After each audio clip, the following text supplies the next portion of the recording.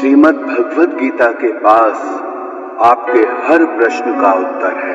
चाहे आपकी कोई भी परेशानी हो, कोई भी इच्छा हो, श्रीमद् भगवद गीता आपके हर प्रश्न का उत्तर देती है, आपकी हर समस्या का हल देती है।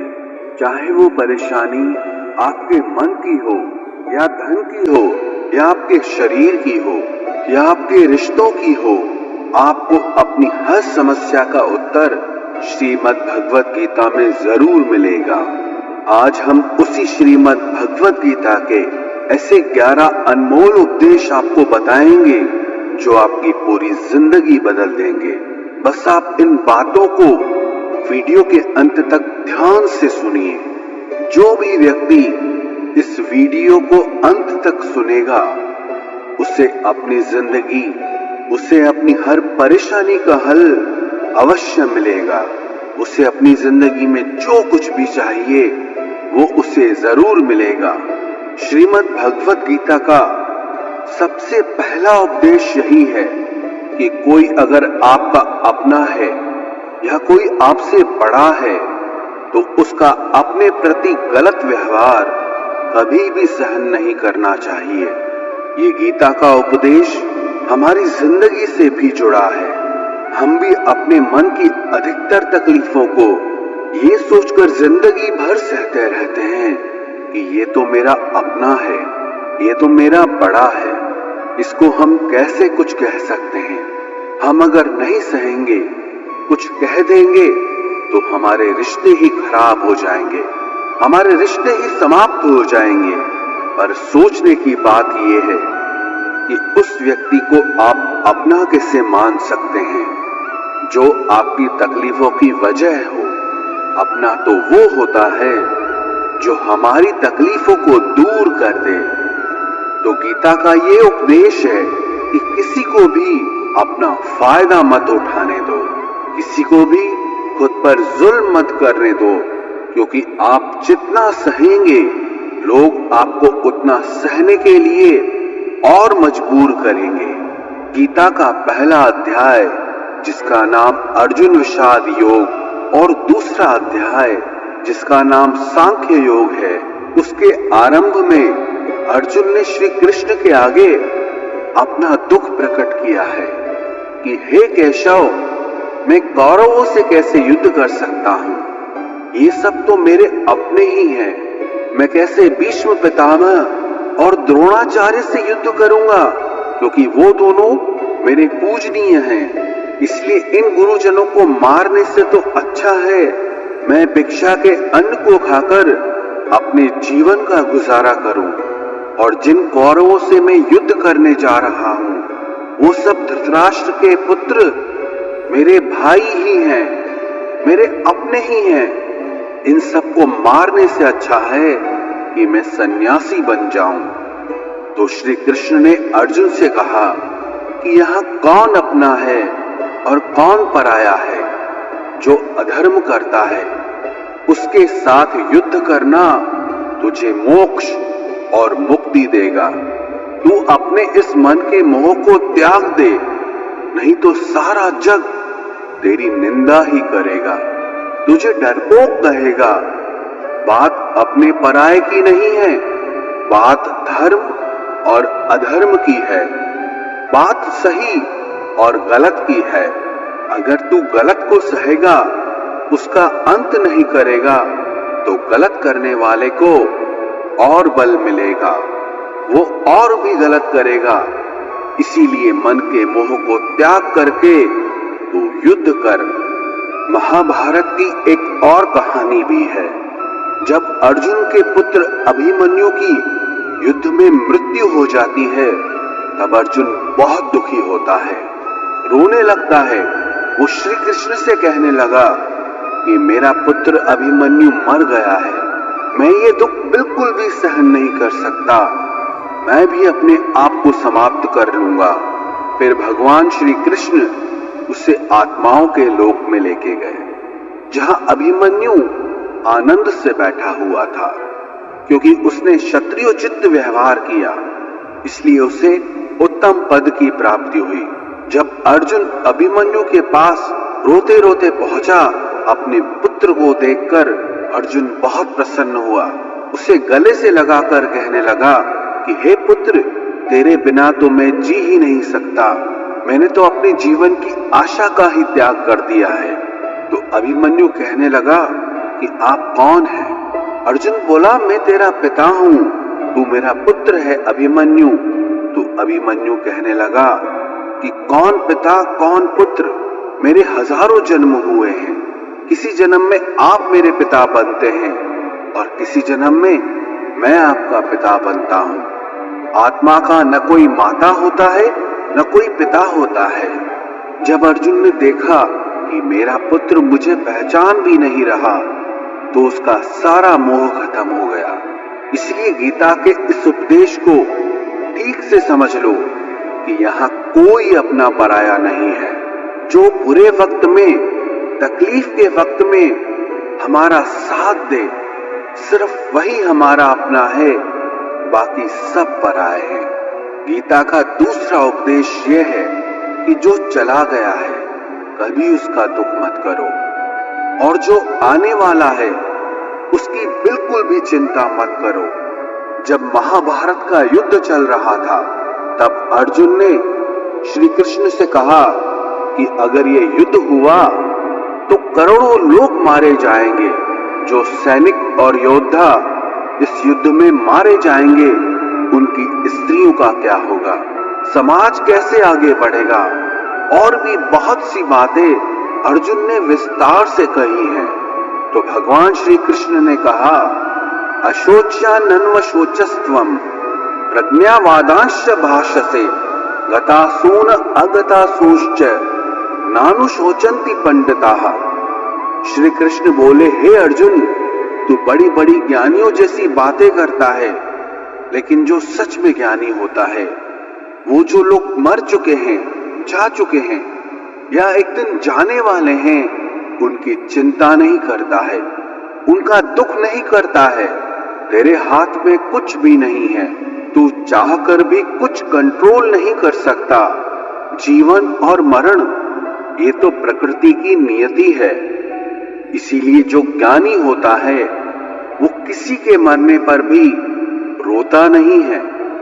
ज्ञानी जन ना ही बीते हुए कल का शोक करते हैं और ना ही आने वाले कल की चिंता करते हैं। इसीलिए जो होने वाला है वो होकर ही रहता है, और जो नहीं होने वाला है वो कभी नहीं होगा।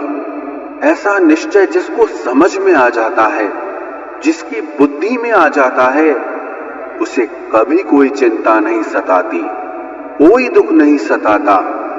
हमारे सारे दुखों का कारण ही यही है। या तो हम जो वक्त गुजर चुका है उसे सोच सोचकर परेशान होते रहते हैं, या भविष्य की चिंता कर करके खुद को बीमार कर देते हैं, नष्ट कर देते हैं। गीता का ज्ञान हमें यही सिखाता है कि ना तो हम बीता हुआ कल बदल सकते हैं और ना ही आने वाले कल पर कंट्रोल कर सकते हैं। हमारे हाथ में सिर्फ वर्तमान है, सिर्फ आज का ही पल है। हमारा 98% तनाव और चिंताएं भूतकाल और भविष्यकाल के बारे में सोचते रहने से होता है। हम हमेशा उसी में ही जीते रहते हैं, मगर वर्तमान में कभी नहीं जीते, इस पल को कभी नहीं जीते। जब आप वर्तमान का पूरा आनंद लेना सीख जाओगे, तभी आपकी जिंदगी से तनाव कम होगा, चिंताएं खत्म होगी। वर्तमान में जीना एक बहुत बड़ी उपलब्धि है। हमारे हाथ में भी सिर्फ आज का ही पल है। हमें जो भी करना है आज ही करना है। कभी भी ये सोचकर समय को नष्ट नहीं करना चाहिए कि अभी मेरे पास बहुत समय बचा है। एक गुरुजी ने अपने एक शिष्य को पारस का पत्थर दिया। उनका वो शिष्य बहुत आलसी था, हर काम को कल पे टाल देता था। तो गुरुजी ने उससे कहा कि मैं तुझे ये पारस पत्थर दे रहा हूं।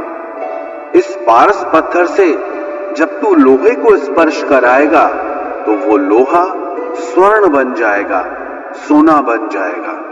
और ये पारस पत्थर मैं तुझे 1 महीने के लिए दे रहा हूं। जब 1 महीना समाप्त हो जाएगा तब मैं तुझसे ये पत्थर वापस ले लूंगा। तब तक तू इस पत्थर को अपने पास ही रख। गुरुजी का वो शिष्य बाजार में लोहा खरीदने के लिए गया। जब बाजार में वो लोहा खरीदने पहुंचा तो उसे लोहे का वो रेट बहुत महंगा लगा। उसने कहा थोड़े दिन रुक के ले लूंगा, जब लोहे का रेट कम हो जाएगा। पर उसकी बुद्धि में ये बिल्कुल नहीं आया कि इस लोहे को मैं सोना बनाकर बहुत अधिक धन बना सकता हूं। लेकिन उसके मन की सुस्ती, उसके मन का आलस्य, उसकी वजह से उसने उस काम को कल पे टाल दिया। ऐसे ही करते करते पूरा महीना समाप्त हो गया। फिर गुरुजी उस शिष्य के पास आ पहुंचे कि बताओ तुमने कितना सोना बनाया। शिष्य बोला कि मैंने तो अभी सोना बनाना शुरू भी नहीं किया। तो गुरुजी ने कहा मुझे मेरा वो पारस पत्थर वापस चाहिए। शिष्य बोला कि नहीं, मुझे थोड़ा वक्त दीजिए, मैं थोड़ा सोना बनाना चाहता हूं। गुरुजी ने कहा कि ये पारस पत्थर पूरा 1 महीना तेरे पास था पर तू कुछ नहीं कर पाया, लेकिन अब समय समाप्त हो चुका है। ऐसे ही ये हमारा जीवन है, हमारी जिंदगी है और ये समय ही पारस पत्थर है। हम समय के एक एक पल से अपने जीवन को सोना बना सकते हैं, लेकिन हमें ये लगता है कि हमारे पास बहुत समय बचा है। एक दिन जिंदगी को जी लेंगे, एक दिन जिंदगी में खुश हो जाएंगे, लेकिन वो दिन कभी नहीं आता और हम जिंदगी भर भागते रहते हैं, चिंता करते रहते हैं, दुखी होते रहते हैं, लेकिन जिंदगी को जीना, खुश रहना हम भूल जाते हैं। इसलिए गीता का ज्ञान हमें ये सिखाता है कि आप आज में जीना सीखो, इस पल में जीना सीखो। गीता का तीसरा उपदेश यह है कि मौत से डरना बिल्कुल व्यर्थ है। श्री कृष्ण ने गीता में कहा है कि ये संसार मृत्यु लोक है, जिसका भी जन्म हुआ है वो एक दिन जरूर मर जाएगा। जिसका आरंभ हुआ है उसका अंत अवश्य होगा। हम इसे रोक नहीं सकते। जैसे हम रोज कपड़े बदलते हैं, वैसे ही हमारी आत्मा नया शरीर धारण करती है। मृत्यु सिर्फ इस जीवन का एक नया आरंभ है, इस जीवन का अंत नहीं है। आत्मा कभी नहीं मर सकती और ना ही उसे कोई मार सकता है, लेकिन मौत का डर मनुष्य को सबसे ज्यादा लगा रहता है। मौत का दुख भी इंसान को सबसे ज्यादा होता है। एक पेड़ में 2 पक्षियों का जोड़ा रहता था। उन दोनों को एक दूसरे से बहुत प्रेम था। उन्होंने साथ जीने मरने की कस्में खाई थी। एक दिन वहां एक शिकारी आया और उसने एक तीर चलाकर वहां पेड़ पर बैठे मादा पक्षी को मार दिया। तो वो अकेला नर पक्षी रोने लगा कि मैं तुम्हारे बिना कैसे जी पाऊंगा, तुम्हारी जगह मेरी मृत्यु आ जाती, मेरा जीवन तुमको मिल जाता। वो रो रो के बहुत विलाप करने लगा।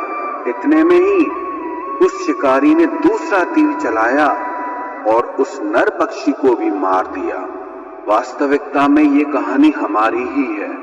हम भी रोते रहते हैं जब कोई मरता है तो, लेकिन हमें ये नहीं पता कि एक न एक दिन हमारा भी जीवन समाप्त हो जाएगा। हम भी उसी मृत्यु के पेड़ पे ही बैठे हैं, लेकिन शरीर का मिटना हमारा अंत नहीं है। श्री कृष्ण ने अर्जुन से कहा कि हे अर्जुन, तेरे और मेरे अनंत जन्म हुए हैं, तुझे कुछ भी याद नहीं है, लेकिन मुझे सब याद है। जो व्यक्ति इस सत्य को समझ ले कि मैं यहाँ इस संसार में कुछ समय के लिए आया हूं, उसकी जिंदगी के सारे झगड़े, सारे दुख, सारी चिंताएं ही समाप्त हो जाएंगी। जब इस संसार से जाना ही है तो दुख किस बात का। पहले के जमाने में साधु महात्मा लोग पैदल यात्रा करते थे। यात्रा करते करते वो एक नगर में पहुंचे। वो महात्मा बहुत थक चुके थे।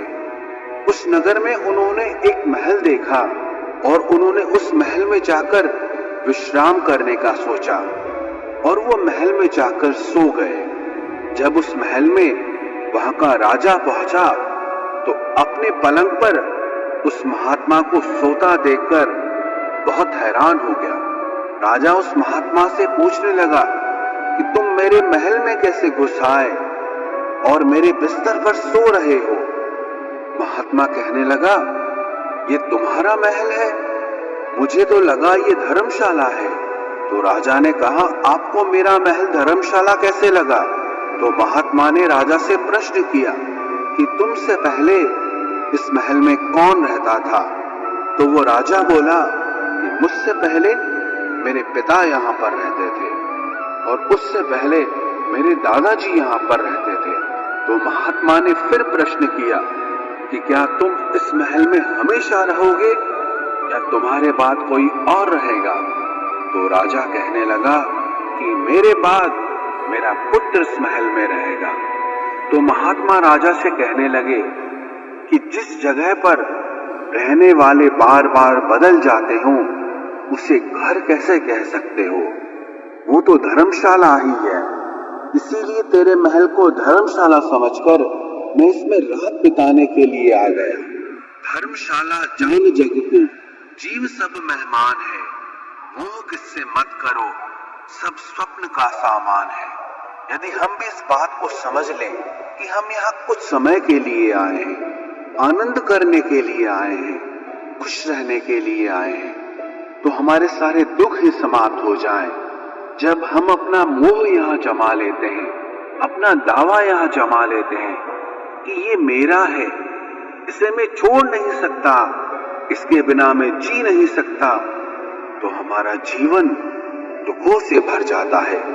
इसलिए जीवन में मृत्यु का भय त्याग करके जीवन का प्रतिपल आनंद लेना चाहिए। गीता का चौथा उपदेश, मन और विचारों को कंट्रोल किए बिना जीवन में कभी शांति और सुकून मिलने वाला ही नहीं है। अर्जुन ने श्री कृष्ण से कहा कि मेरा मन सही गलत सब कुछ जानता है, फिर भी मेरे विचार और मेरा मन मुझसे कंट्रोल नहीं होता। मैं जो करना चाहता हूं वो कर नहीं पाता हूं और जो नहीं करना चाहता हूं वो मेरा मन मुझसे जबरदस्ती करवाता है। इसीलिए मैं बेचैन हो गया हूं, मुझे शांति प्राप्त नहीं हो रही। तो श्री कृष्ण ने अर्जुन से कहा, उसके लिए तुझे अपने मन और विचारों से डिटैच होकर अपने मन और विचारों को सही दिशा में ले जाने की प्रैक्टिस करनी होगी, अभ्यास करना होगा। और ये एक दिन का काम नहीं है।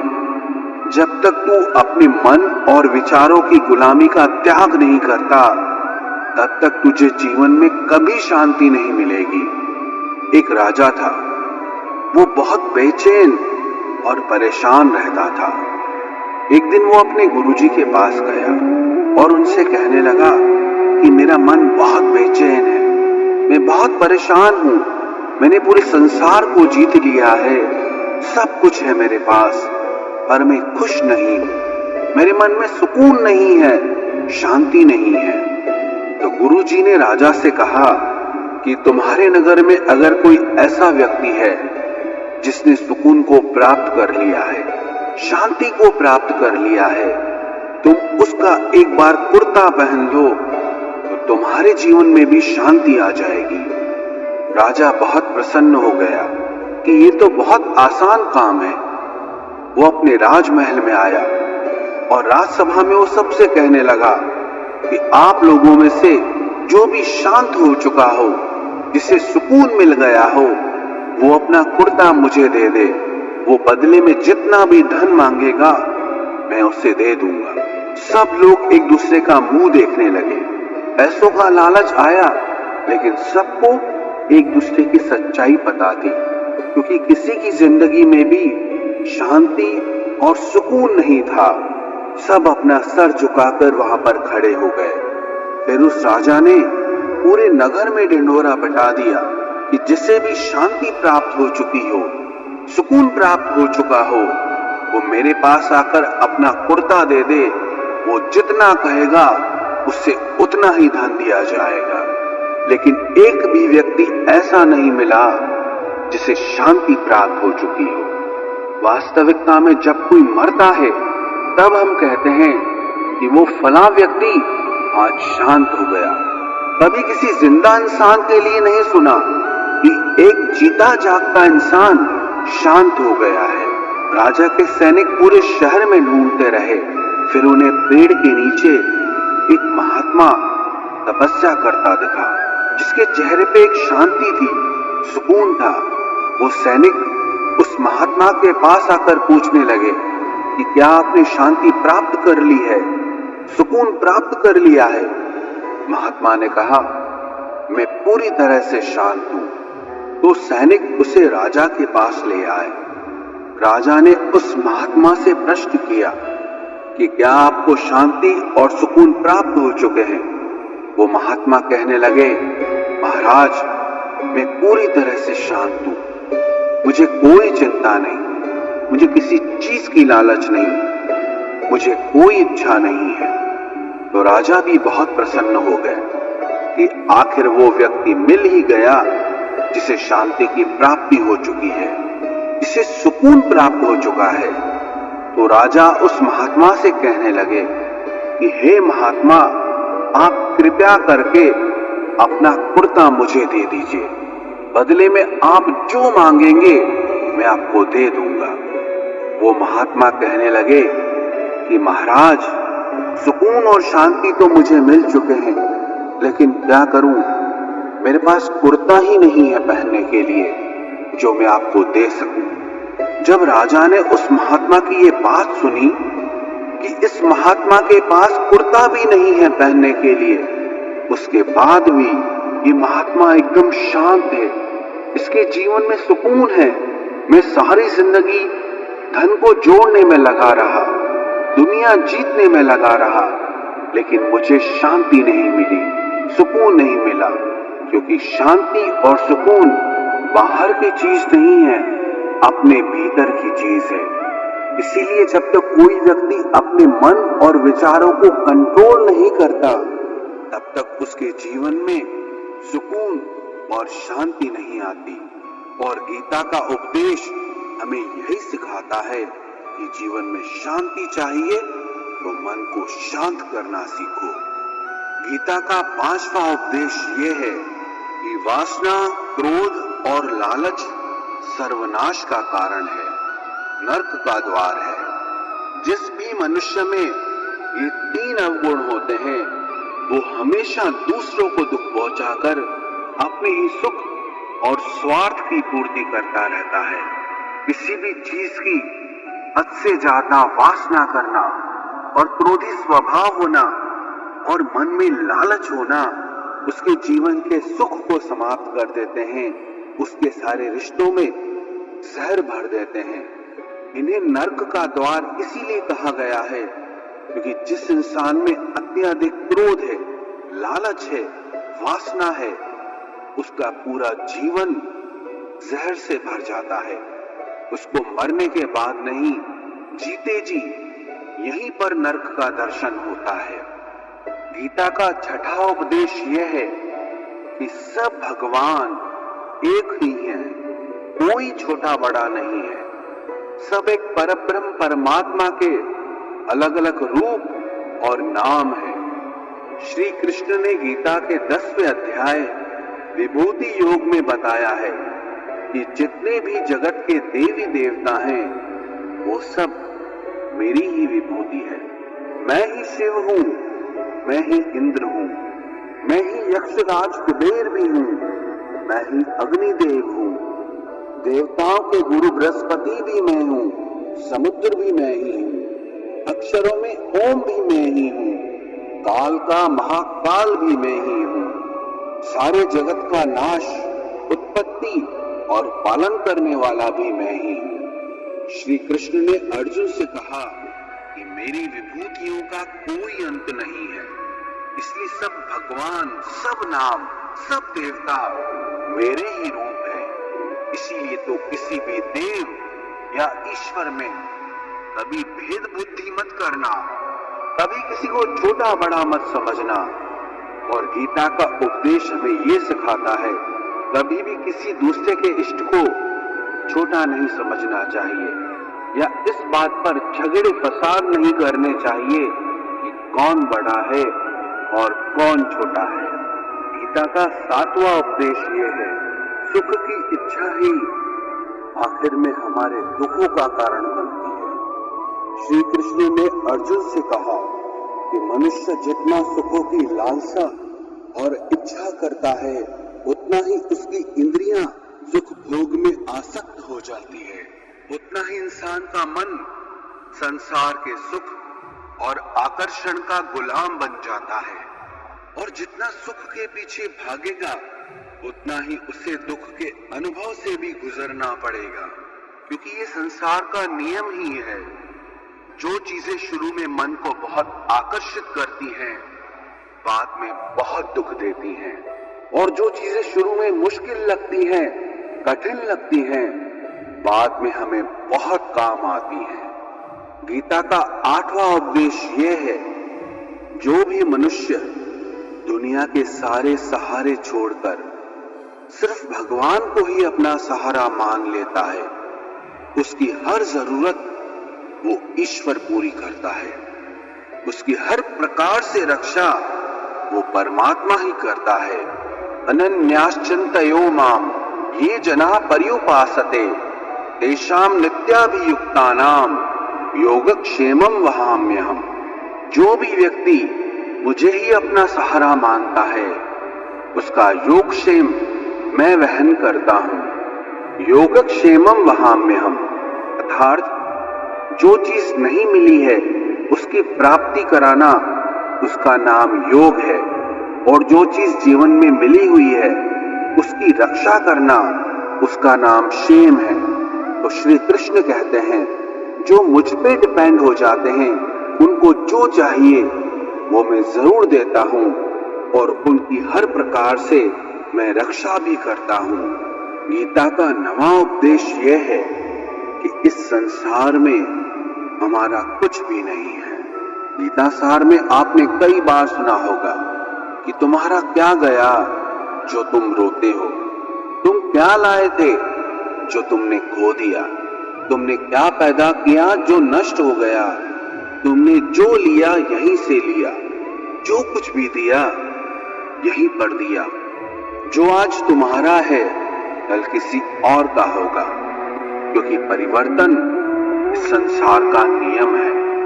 कल तक जिसके बिना आप जी नहीं सकते थे, आज उनसे कोई रिश्ता ही नहीं है, बातचीत तक नहीं है। कहां गए वो जीवन भर के सारे रिश्ते, वो सारे मित्र जो साथ जीने मरने की बातें करते थे? आज पता भी नहीं कि वो लोग कहां चले गए।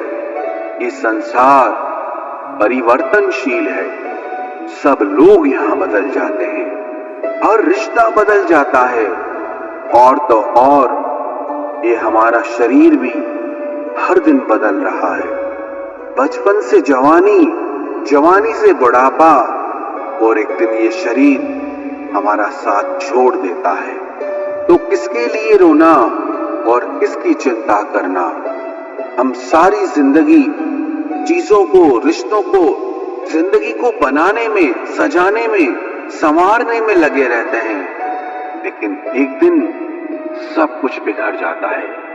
सारी जिंदगी जिस संपत्ति, जिन रिश्तों के लिए हम लड़ते रहते हैं, एक दिन सब कुछ छोड़ करके हमें इस दुनिया से जाना पड़ता है।